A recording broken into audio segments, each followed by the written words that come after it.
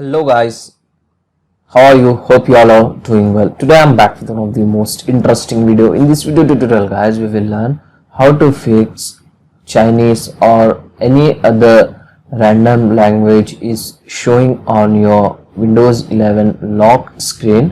So how to fix this problem? Now in this video we will learn this guys. Okay, so now let's see to fix this issue. So when you are facing this kind of problem, so first you need to restart your Windows 11. After restarting, let's check your issue was solved or not. Still, in case you are facing same type of problem, now you need to open the control panel on your PC. So press Windows key button and then search control panel and open it. Okay, and here go to view by and select large icons from here. Okay, and then open the region settings in the control panel and go to format and select the match Windows display language recommended, or you need to select English India or English United States from the drop down menu options.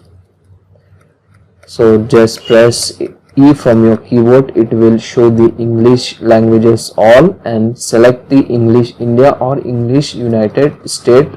Or if you are watching this video from outside the country, you need to select your country from here. Okay, and then close this, go to administrative tab, click on copy settings, click on apply and then click on OK. That's it, and close the control panel. And now let's see your issue was solved or not. Still, in case you are facing same type of problem, now guys, what you need to do, you need to update your Windows 11. To update your Windows 11 guys, you need to open the Windows settings. So before updating guys, now you can try one more method. In the Windows settings, go to personalization, go to background. If you are using Windows Spotlight for your lock screen, you need to disable and enable it once again. Just select the picture or solid color from here and then check your problem was solved or not. Your problem was solved. Now you need to once again select the Windows Spotlight option from here.